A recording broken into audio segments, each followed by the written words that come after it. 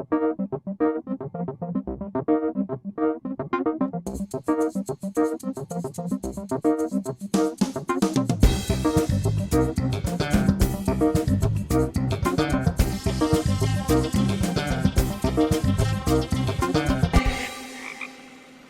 back, everybody.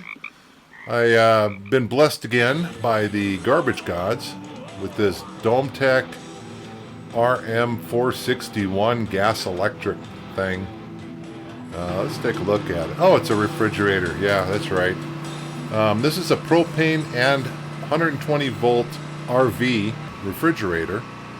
Let's test it out. We'll switch it to electric. Set this to 4. And the reason I know how to do that is because I read these words here.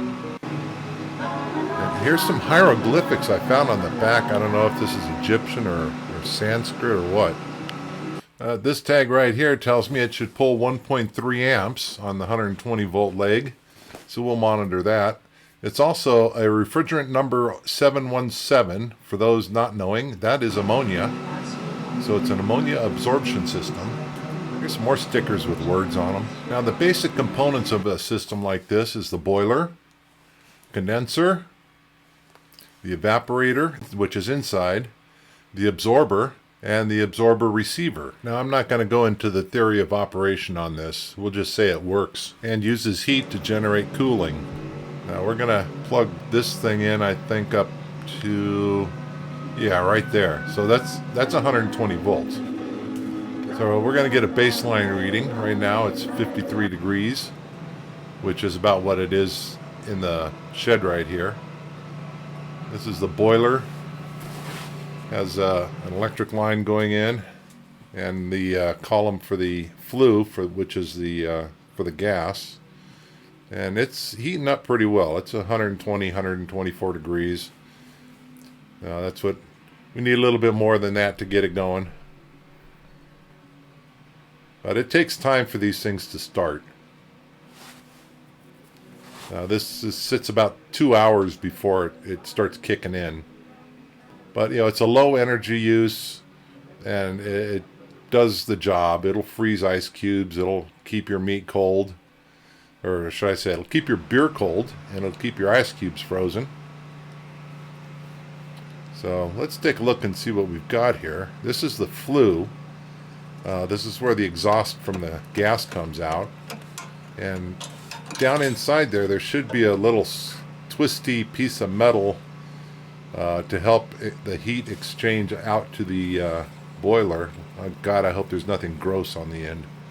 Oh, okay. That's the flue baffle.